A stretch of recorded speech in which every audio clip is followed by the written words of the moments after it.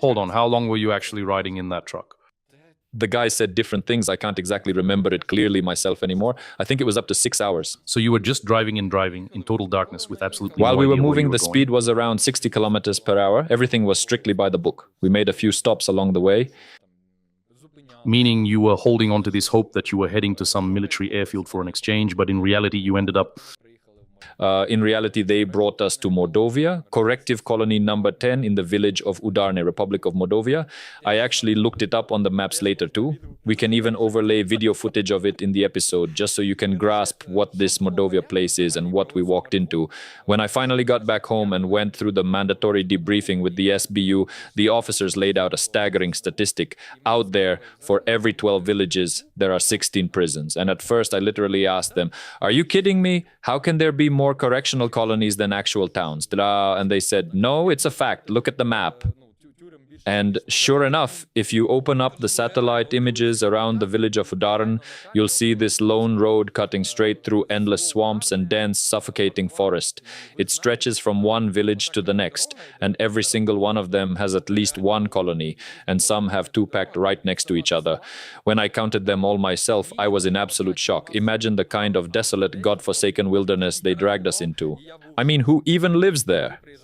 The local staff in Mordovia used to joke among themselves that in their region, a person only has two paths in life. Either you're sitting behind bars, or you're guarding the people who are. A third option literally does not exist out there. It's like the real Russia in miniature, all packed into one dense cluster.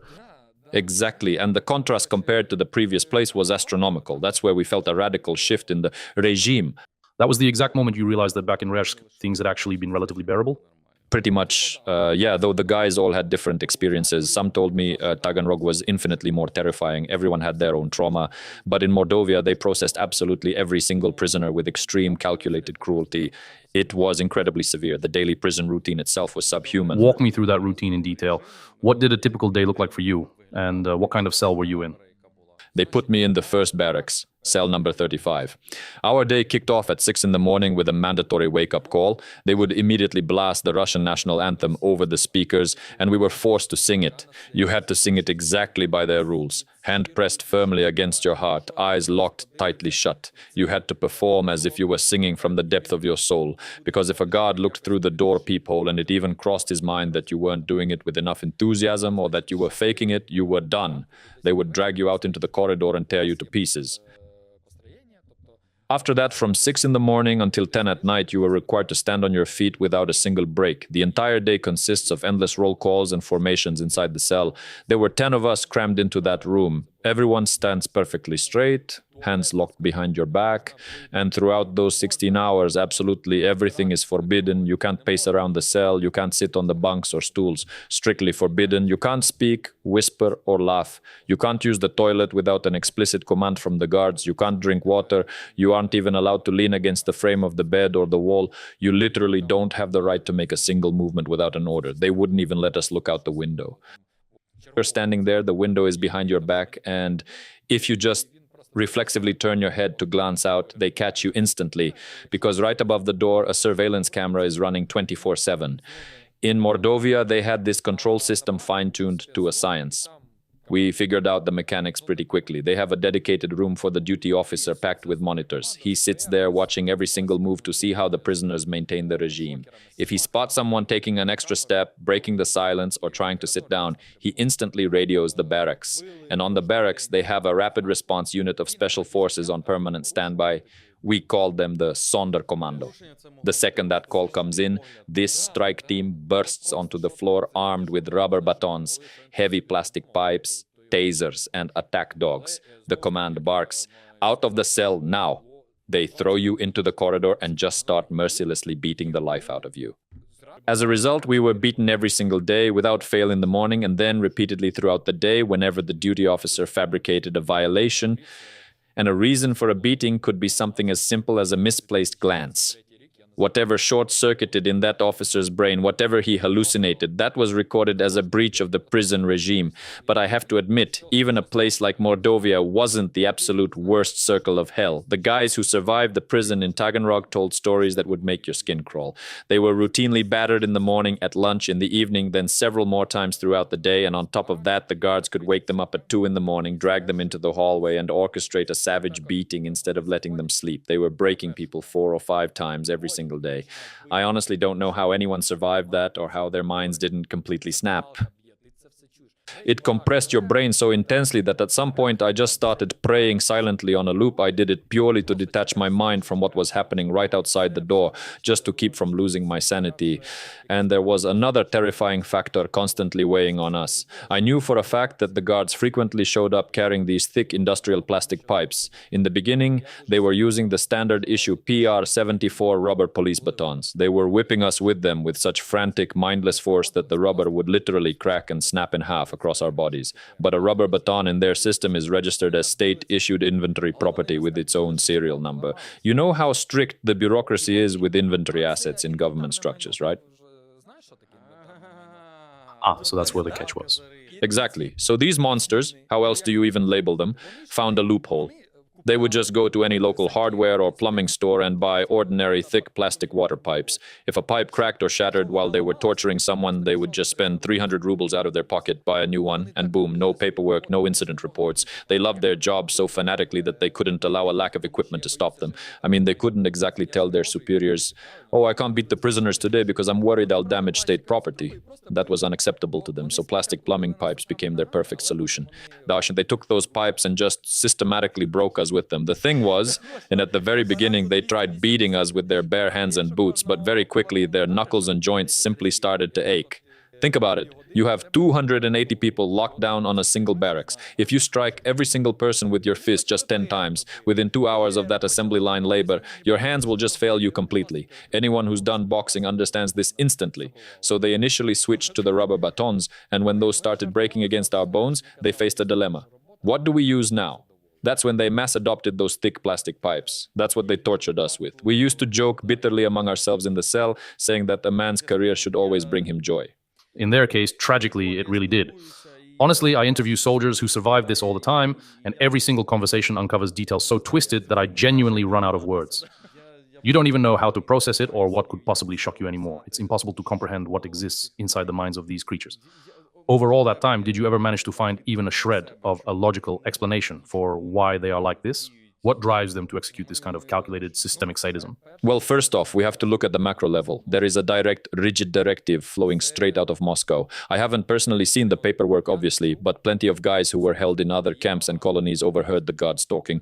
There is an official Kremlin decree that maps out in meticulous detail where, how, when, and into what psychological parameters they are supposed to break us. Without a direct order from Moscow, absolutely nothing moves in their entire penitentiary machine. That is an axiom. So we are talking about a centralized state-level command from Moscow dictating exactly how to torture and break Ukrainian prisoners of war. 100%. Somewhere in an administrative office in the Kremlin, there is a specific bureaucrat who spent years planning for this war, and his job was to legally and systematically draft this entire mechanism, how to handle the intake transits, whether to beat us or not, what methods of psychological and physical degradation to deploy, and how to completely hollow out a human being. All of it is carefully codified on paper. That's the first layer, the state apparatus. But then there's the second layer, the personal one, the human factor. The guards varied wildly. Not every single one of them was an absolute psycho. There were some who tried to hold on to a shred of humanity, and we witnessed those dynamics firsthand multiple times. There were instances when a brutal shift would enter the floor and start methodically destroying the first few cells, but a portion of the Special Forces guys would just walk away and stand at our end of the hallway. Since our cell, number 35, was almost at the very end, they would just stand off to the side, refusing to participate in the slaughter, and one guard would quietly mutter to the other, "Man, I honestly don't get why the hell we are doing this. What is this garbage even for? What's the point of just mixing them into the pavement like this?" They looked at us and they saw the reality. By that point, we had been rotting on starvation rations for nearly 2 years, standing in those cells like emaciated mummies, barely able to swing our legs forward from sheer exhaustion. And then some low-ranking guard flies into the room and starts swinging a plastic pipe at you like he's some glorious warrior on a battlefield, finally finding a defenseless captive target to take out every single one of his lifelong insecurities on. And that burning urge to project their own failures, it's a psychological fact we documented constantly. Who manifested the most rabid, venomous cruelty? It was always the gods with visible physical or psychological defects, a severe speech impediment, someone who stammers, lisps, someone who is pathologically short, obese, or completely disproportionate. It was an absolute unvarying pattern. Those are potentially the exact same individuals who were brutally bullied by their peers throughout childhood and school, and now they are overcompensating for their deep-seated complexes. Look, I'm not generalizing across the board, but those exact archetypes popped up constantly. Just look at that god Zhenya I mentioned back in Ryazhsk. He was obese, he mumbles incoherently under his breath, and he was always the main instigator behind every single escalation and beating. In Ryazhsk, the entire CISO, about 240 prisoners, knew his name explicitly because he was a rare breed of malicious coward, a textbook example of an inferiority complex. When the special forces units rotated into Mordovia, we learned to instantly identify their psychological profiles just by the sound of their voices. And that exact rule, where the most profound sadists turned out to be the most deeply insecure failures in real life, played out with absolute consistency. If you had the chance to confront these guards right now, what would you say to them, or what would you do? What goes through your mind? Just picture a random scenario. You're walking down a street somewhere and you run face to face into one of them. What do you do? Look, what would I do? That's a question of a highly specific moment, and moments in life can take completely unexpected turns. I look at the events happening around us right now. Just recently, a Russian ballistic missile slammed directly into a residential high-rise in Kyiv, 24 dead, including literal infants. What am I supposed to think? Do these monsters honestly not comprehend what they are doing? I'll tell you straight, because we talk to them in captivity. They know exactly what they are doing. They are fully conscious of their actions, and they do not possess a single ounce of regret. Among the guards who tortured us in Mordovia, there was this one guy who always muttered under his breath. He would force you to extend your arms straight out, palms facing the floor. He'd take a thick plastic plumbing pipe, and with a full heavy swing, he would smash it down directly onto your fingernails. The guys would have their entire fingernails completely rip off from them. One day, he dragged the entire barracks out into the hallway. Inside the quest room, a team of scene officers had set up a desk packed with photographs for identification. One cell at a time, 8 men would step out and wait down the corridor. While one prisoner was inside getting interrogated for the ID check, everyone else had to stand in a line and wait their turn. And while they stood there waiting, this guard forced every single man to hold out his fingers and methodically shattered their hands with that pipe. There were 280 men in that barracks, and he systematically broke the hands of absolutely every single one of them. Our cell, number 35, was standing second to last. When it was finally our turn and I stepped out into the hallway, everything went completely dark before my eyes. It looked as if someone had taken a bucket of blood and just washed the entire length of the floor with it. That executioner fully understood what he was doing. You know what he told us with a smirk right after? He said, "You are boils on the body of society." What can you even say to an individual like that? They are all in their late 30s or 40s. Based on age, some of them could literally be my father. What words do you use? If a human being has fully formed into a sadist like that, you are never going to alter his biology. On the other hand, in those exact dark moments, I remind myself that I am, above all, a human being. I try to live by God's commandments. When I was trapped in that living hell, I was on my knees begging the Lord for salvation because I knew with absolute clarity nobody else in the entire world could help me. I mean, picture it. You walk into an interrogation. There are 2 professional FSB operatives sitting across from you, fully armed and holding absolute power over your life. You don't even have the right to look them in the eye, let alone speak back. Who can protect you in a room like that? No one. And if I was sincerely begging God for mercy in my prayers back then, I have to remember the core words of that prayer, that we must forgive our debtors just as the Lord forgives us. It is an agonizingly heavy internal struggle, but it's something you have to confront if your goal is to exit that place as a human being and not a monster. I comfort myself with the knowledge that, like I said, not everyone in that system was a beast. There were men who remained decent. A brother in arms shared a story with me that became a sort of psychological lifeline for me. This guy is actually still stuck in captivity right now, but I pray every day that my battalion welcomes him back soon. He's an officer with a spine made of solid steel. I honestly think it is physically and mentally impossible to break him. Anyway, at the start of our transit, he was locked up in the very first cells of the barracks, right down the hall from the interrogation office. They only moved him down to our end later. He told me that one day, a brand new shift of special forces marched onto the floor. They started going down the line of cells executing their standard playbook, dragging the first room out, brutally beating them to a pulp, screaming profanities, and slamming tasers into the most agonizing, sensitive parts of their bodies. In short, doing the exact same mindless sadism they did every single day. They demolished the first cell, dragged out and broke the second, then the third, and right before they unlocked the door to the 4th cell, one of the local prison officers suddenly caught the visiting special forces guy by the vest and said, "Hey, step inside inside for a second. We need to talk." They walked into that exact quest room, and the guys through the wall could hear the distinct sounds of heavy, blunt impacts and the cold, unyielding voice of that local officer. "Are you completely deaf, you idiot? As of today, I am personally running the inspections in this sector. You will stand right there with your baton and you won't make a single goddamn movement without my command. Do you understand me?" Then some quiet mumbling followed, and they stepped back out into the corridor. They unlocked the next cell, and the inspection went off completely smoothly, strictly by protocol. The prisoners filed out, the cell monitor delivered the formal report, they exchanged a few routine administrative words, and the guys were safely locked back inside. The fifth cell, the sixth, they cleared the entire remaining barracks without a single strike being thrown. That actually happened. Did that happen before they transferred you to that floor? No, it was happening simultaneously, but my cell, number 35, was at the very edge of the barracks, so I couldn't physically hear that conversation in the office. By the time that shift reached our door, they had cooled down completely, and our inspection went off without a beating, so even in that darkness, cracks of humanity still managed to break through. That's why I tell you that over my time in captivity, I interacted with tons of investigators, operatives, and turnkey guards. People are different everywhere. Roughly 10 to 20% of them genuinely felt absolute disgust toward all that sadism. They were fundamentally internally opposed to torture, and I am sincerely grateful that my path crossed with theirs. If I ever randomly run into one of those men on a street somewhere, I will simply walk up, shake their hand, and thank them for finding the strength to remain human in an environment designed for beasts. But as for those creatures who just ruthlessly tortured people for a quick dopamine rush, like I said, their own lives are already entirely ruined. I mean, realistically, look at them. These so-called highly qualified specialists are executing their slave labor for a miserable 25,000 rubles a month, wasting away in the grim grayness of Mordovia. I honestly believe God has already severely punished them simply by sentencing them to that existence. They are cursed by their own reality. What could I possibly say to an individual who is already rotting alive inside his own life? What is your perspective on the future? Do you believe a reconciliation between Ukraine and Russia is even remotely possible down the line? Right now, I fail to see any realistic path for how or when this war can even conclude. On a purely theoretical level, sure, I could construct certain diplomatic or geopolitical scenarios, but I analyze the information space incredibly closely.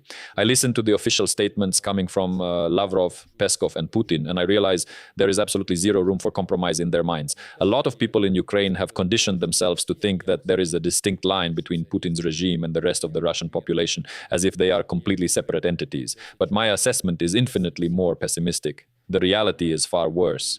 There is a core cabal of a few individuals at the top and a completely submissive, homogenized mass surrounding them. Even if a literal tsunami sweeps across the map and wipes out the entirety of Russia, but Putin, Peskov, and Lavrov survive, and they have a grand total of 10 soldiers left under their command. They will, without a single hesitation, order those 10 men to launch an assault on some trench near Pokrovsk. It is a pathological, maniacal fixation, the total erasure of us as a nation, and I know exactly how they will execute it if we ever drop our guard and allow them to win. Except they won't. They won't. Looking at how the dynamics are playing out at this stage, they will absolutely never achieve that across the front line. We see the superhuman, heroic efforts our guys are deploying to hold the line, so through military force, the enemy will achieve nothing. And you have to understand, it drives them absolutely insane with rage. I remember a highly telling moment back at the colony. I think it was the summer of 2023, right when our Marine brigades, the 35th, 36th, and the newly formed 38th, executed a highly successful operation on the front lines and absolutely decimated the occupying forces.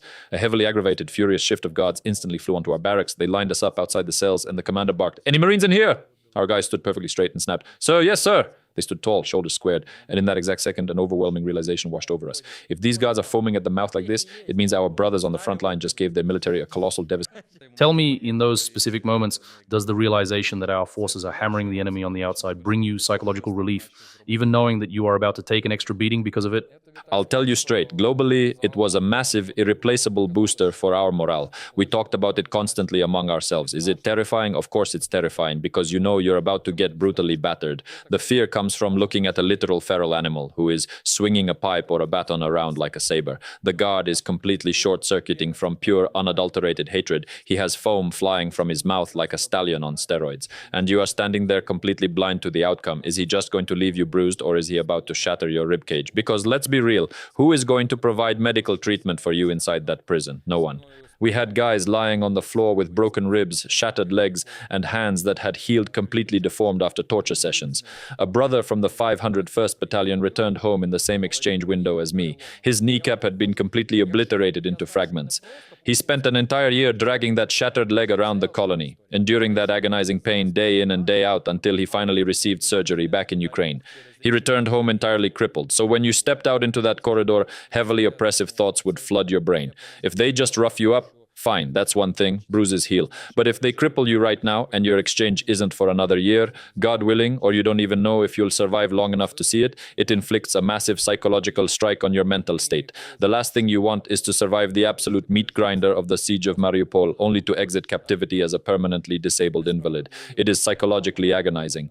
But when you survive that latest round of abuse, crawl back into the cell alive and feel that your bones are still intact, yes, it hurts, yes, it's profoundly unjust and it completely burns out your insides, but you look at your guys and realize you stood your ground. And right then, the most incredible, hilarious jokes would spark up in the cell. We would laugh and rip into each other with absolute sarcasm. Our guys in that regard were just legendary. The way they held the line mentally was something to behold. It saved our lives. Though, if I'm being completely honest, there were days when a thick black depression would completely swallow you up and absolutely nothing could pull you out. Not the humor, not the brotherhood. You just sank into total, hollow apathy. That happened too. You know, man, I feel like I could sit here and talk to you for hours because you communicate your story with such profound depth and clinical clarity. I am genuinely deeply happy that despite navigating that literal inferno, you managed to preserve your capacity to process those events through a lens of humor and can even laugh at certain moments. Because in reality, it's a terrifying narrative, and you wouldn't wish that experience on any human being alive, except perhaps for those subhuman sadists who actively participated in executing it so that they are forced to one day walk the exact same agonizing path they constructed for others. I am infinitely grateful to you, Evgen, for coming onto the podcast. Thank you for holding the line with a weapon in your hands to defend our country and for continuing to accelerate our victory now across your information and volunteer fronts. Friends, today our guest was Ukrainian serviceman Yevhenii Malik. You've been watching the True War Crime podcast. We will definitely see you in our upcoming episodes. Smash the like button, share your thoughts in the comments, and make absolutely sure you subscribe to our channel. By doing so, you are actively helping us scale this vital content and deliver the unvarnished truth about war crimes to a global audience. Take care of yourselves, and until next time.